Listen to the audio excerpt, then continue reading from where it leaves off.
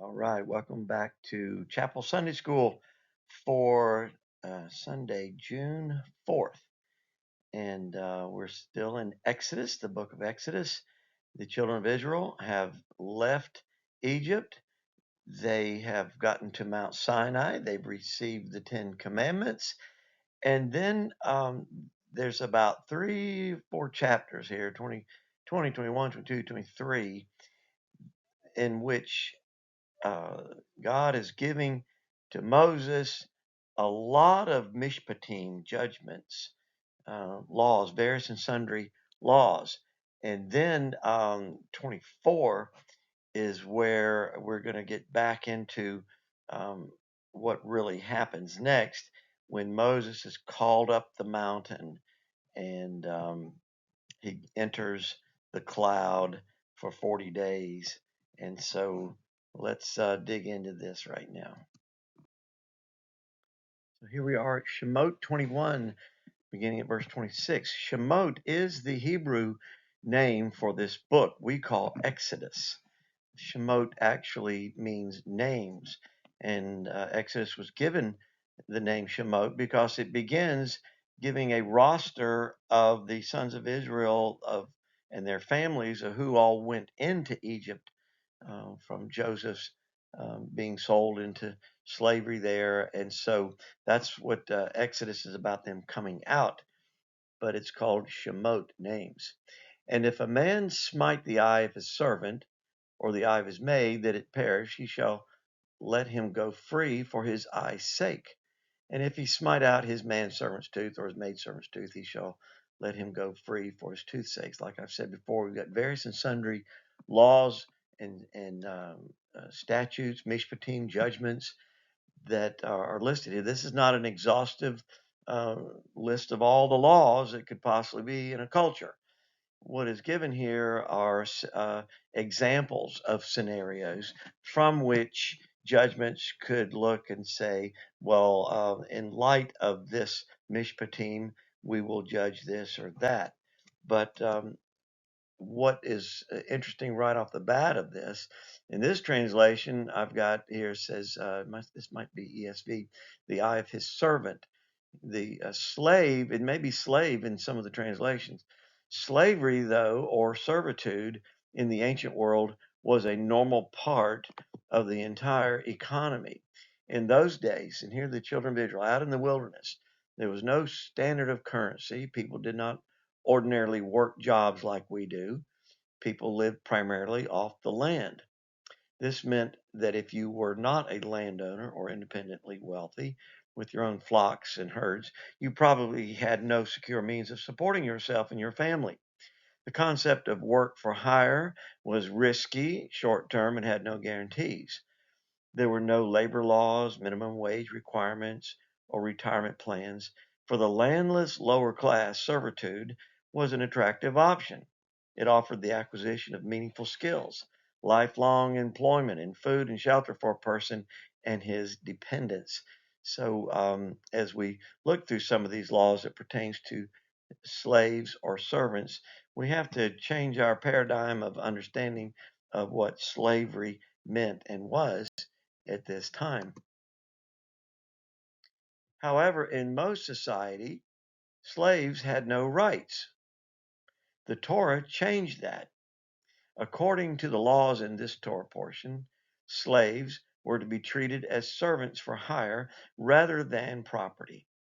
After 6 years of service, they were to be given the option of being released from their self imposed, and I say again, self imposed responsibilities. People were not kidnapped and sold as slaves among the Israelites. The Bible's laws of slavery were designed to prevent the type of enslavement experienced by many African Americans in North America prior to the Civil War. In the Torah, kidnappers faced the death penalty. That's Exodus 21:20. If a man seriously hurts his slave, the slave is to be immediately released. And that's what we just read. If a slave is killed by his owner, the owner faces the death penalty. And that was last week in Exodus 21:16. Nevertheless, one might say that since slavery has been now abolished in America, the Bible's laws of slavery are irrelevant to us and to the modern world for that matter. But that's not the case. If we remember that slaves in the biblical period were roughly equivalent to the concept of employees in today's economy, we still can learn several things about God's heart for how we treat our employees and how we would treat our employers, really. The Torah would have us treat them fairly with dignity and worthy compensation. Here's an example of another law, verse 28. If an ox gore a man or a woman that they die, then the ox shall be surely stoned, and his flesh shall not be eaten, but the owner of the ox shall be quit. But if the ox were wont to push with his horn in times past, and it hath been testified to his owner, and he hath not kept him in, but that he hath killed a man or a woman, the ox shall be stoned, and his owner shall also be put to death. If there be laid on him a sum of money, then he shall give for the ransom of his life whatsoever is laid upon him. Whether he have gored a son or gored a daughter, according to this judgment shall it be done unto him. If the ox shall push a manservant or a maidservant, he shall give unto their master 30 shekels of silver, and the ox shall be stoned. So here's the bottom line. And I guess in today's terminology, it would be like this. If a dog is allowed to run amok and mauls a child, the dog will be put down and the owner of the dog may face charges for negligence. That's exactly what is going on here in the Torah with this example. Here's a good example of another law that it seems totally foreign to us. And maybe if you were a farmer, you could really relate to this, but there's some principles here that do apply. And so this is a scenario that if a man shall open a pit, or if a man shall dig a pit, it's his pit, but he doesn't cover it. See, then he's responsible for the safety of everything around that pit if he doesn't cover it. And suppose an ox or an ass falls in it, the owner of the pit shall make it good. It's the pit owner's responsibility. He didn't cover the pit. And he will give money unto the owner of the ox or the ass, but the dead beast shall be his. It fell into his pit and died. He will just pay for it, but he gets to keep it. And here's another example. If one man's ox hurt another's that he die, then they shall sell the live ox and divide the money of it, and the dead ox also they shall divide for the meat. Or if it be known that the ox hath used to push in times past, and his owner hath not kept him in, he's responsible in some way, he shall surely pay ox for ox, and the dead ox shall be his own. So I guess this might be something like this. If your bad reputation for being a vicious ox kills your neighbor's ox, it shall be as if you bought your neighbor's ox and replaced it with one of exact equal value. But the dead ox that you bought, you can keep. So these laws are, like I say, they seem very foreign to us. What does this mean for us? Well, this is how the Father was establishing, setting up how the community of the children of Israel could live together in a rule of law society. They'd been slaves for the past, 7,500 years, and we're living under Egyptian law. Maybe Egyptian law didn't treat things quite as fairly as it would be now for these Israelites that need this kind of guidance. So Exodus chapter 22, verse 1 says, If a man shall steal an ox or a sheep and kill it or sell it, he shall restore 5 oxen for an ox and 4 sheep for a sheep. This speaks of if a crime has been committed, theft has taken place, he's caught, he's guilty. There's not only just making restitution, but it's going beyond restitution. It's adding like interest.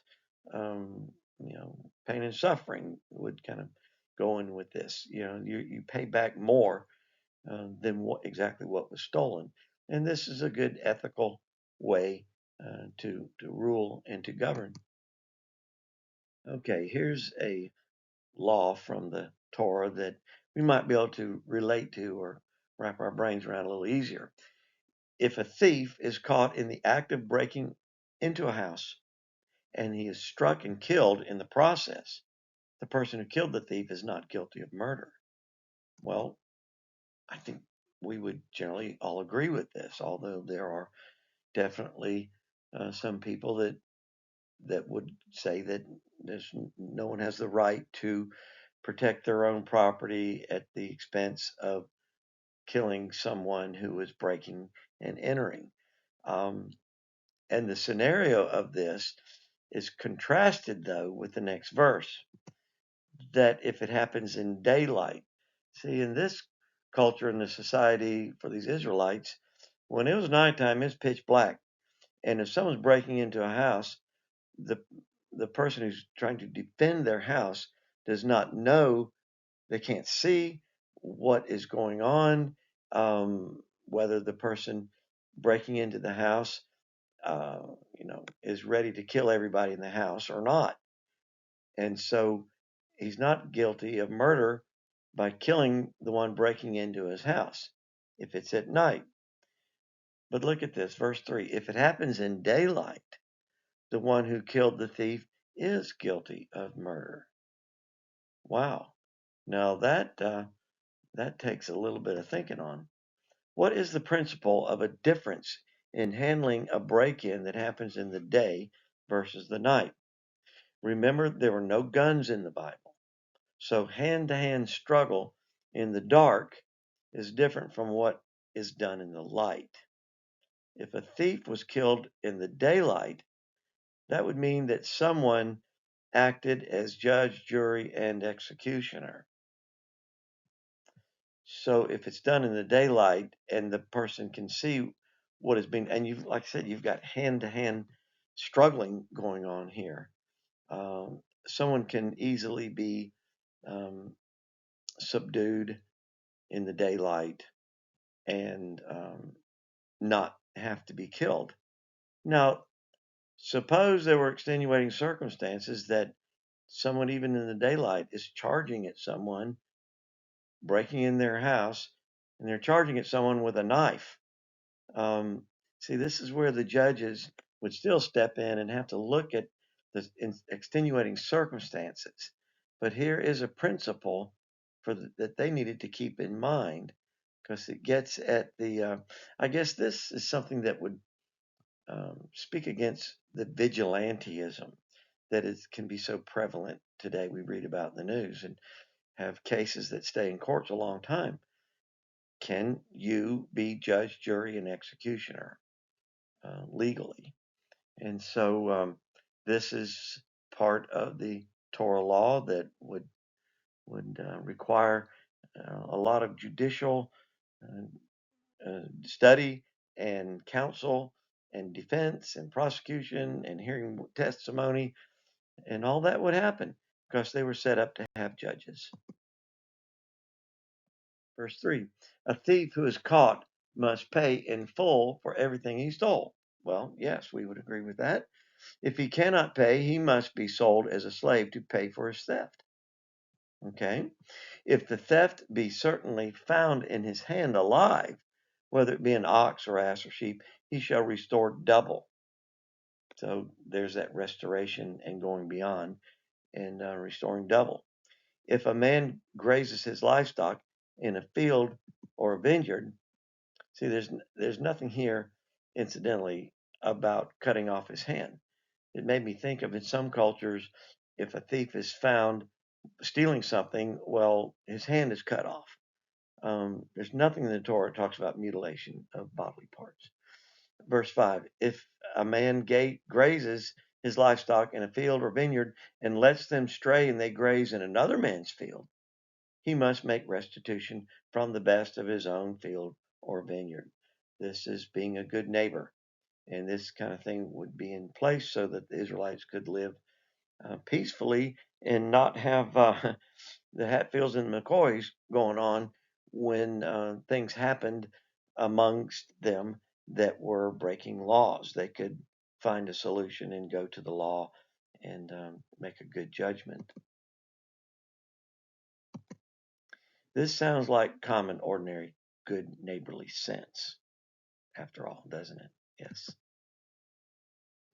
Here's another example. If a fire breaks out, now we're going to look into what happens with arson and catch in thorns so that the stacks of corn or the standing corn or the field be consumed therewith. He that kindled the fire shall surely make restitution. That's if they catch the person that did it. But if a man shall deliver unto his neighbor money or stuff to keep, and it be stolen out of the man's house, if the thief be found, he must pay double restitution. If the thief be not found, then the master of the house shall be brought unto the judges to see whether he hath put his hand unto his neighbor's goods. Got to make sure that no foul play going on here. That it wasn't a thief. It was the man that was entrusted to take care of a neighbor's money or stuff.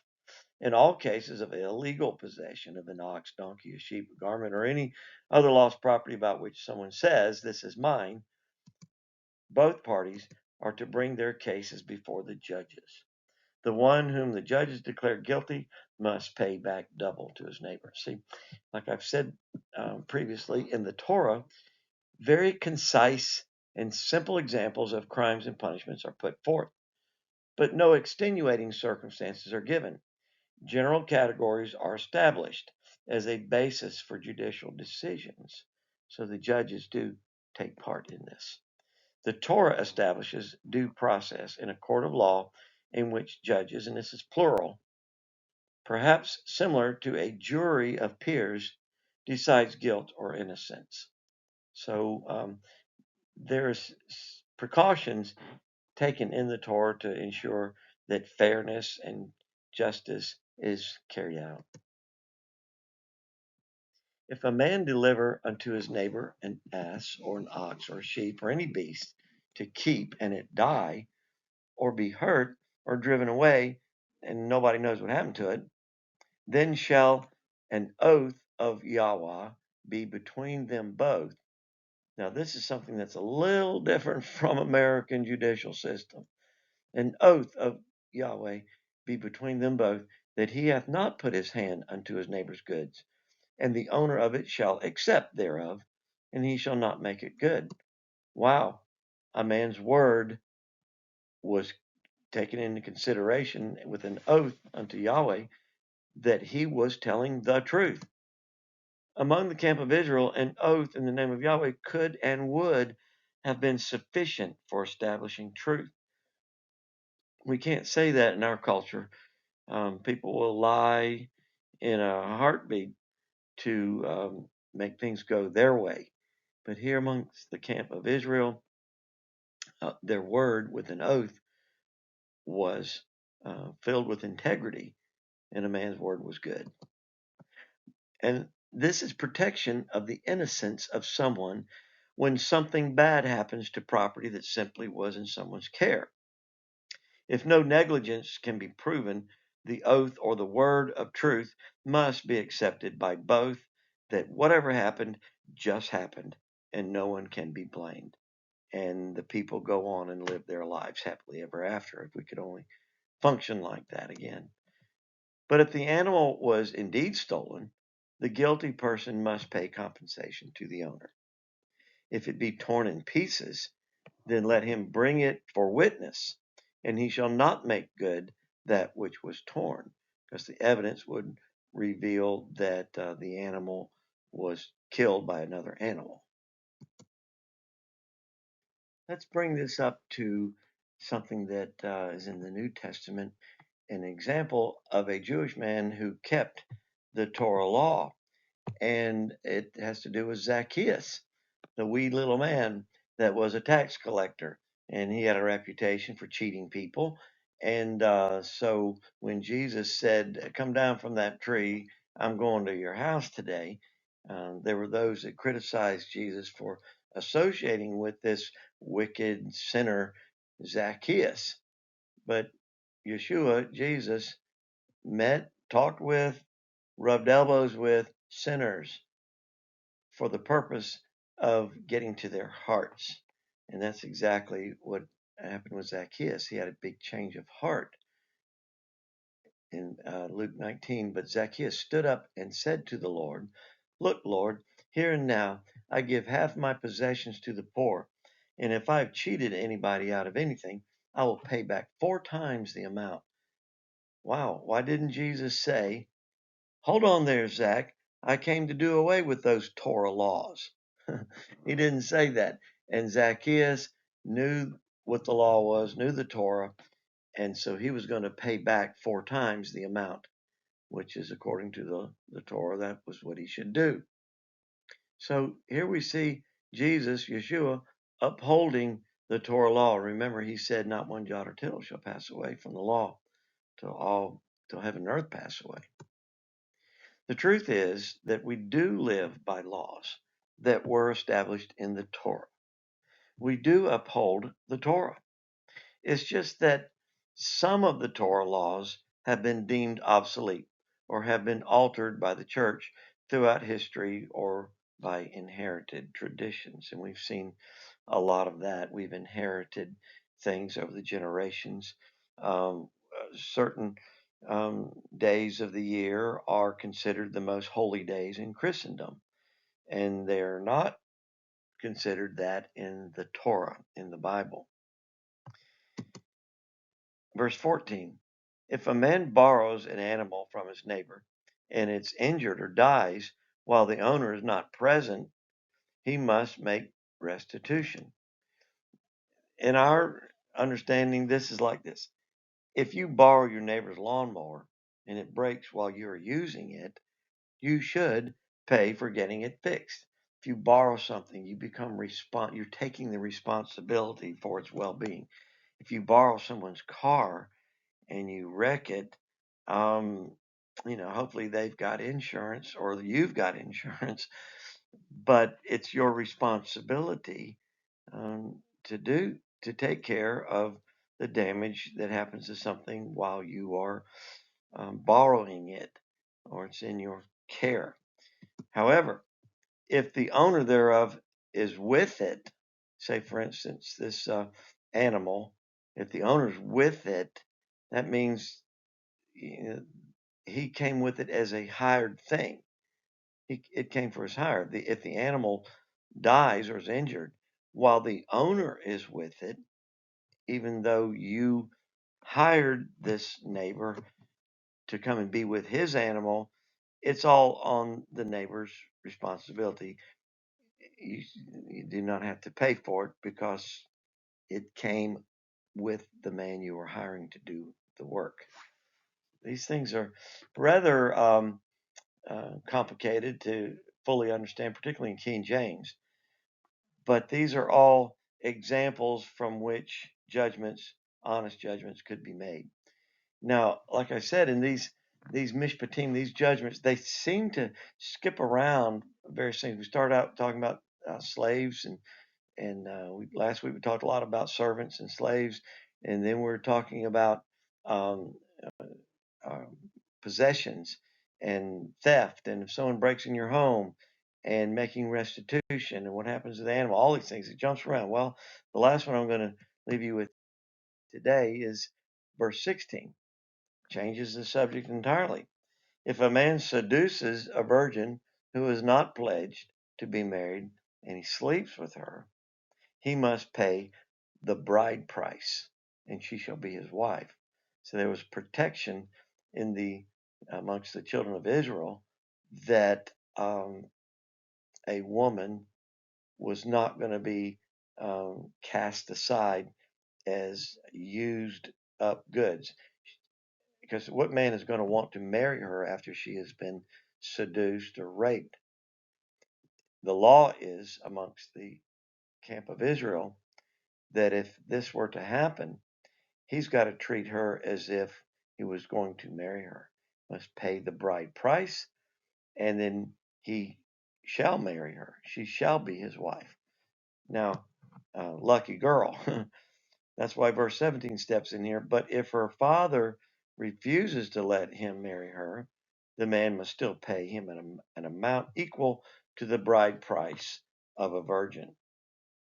So here again, this is something that leaves leeway for the victim to and the victim's family to be part of deciding what a punishment should be for just such a situation.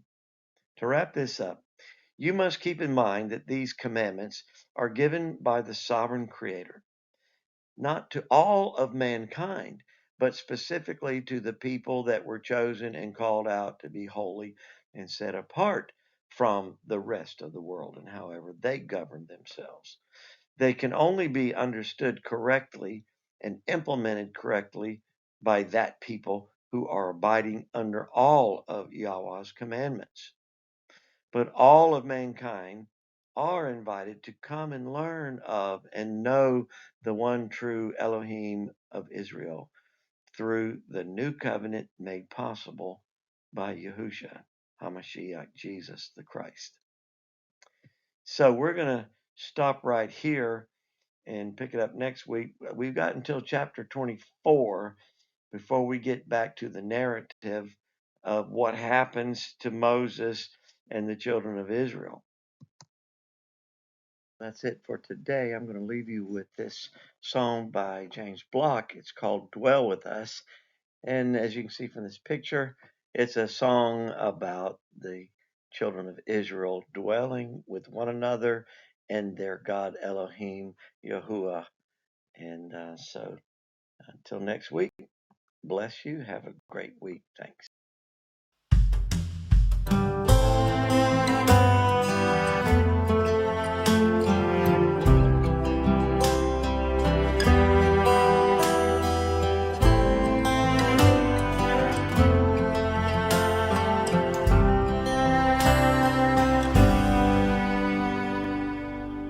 We're washing our robes in the blood of the Lamb, getting ready to go to stand before you at your throne, day and night, to serve you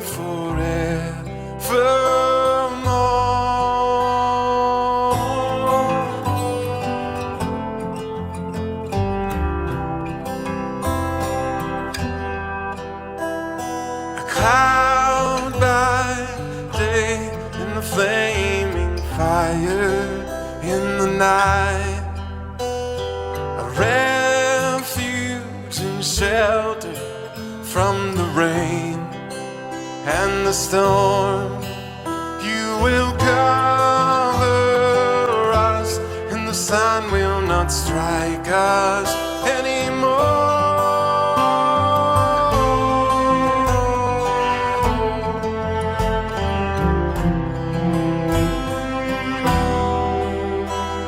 Dwell with us, and we will not hunger anymore. Shepherd us and lead us to living waters. Wipe away all the tears from our eyes.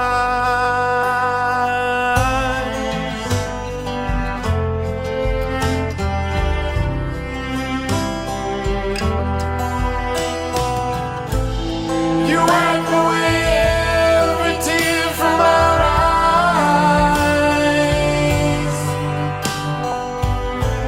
You satisfy all our desires. Dwell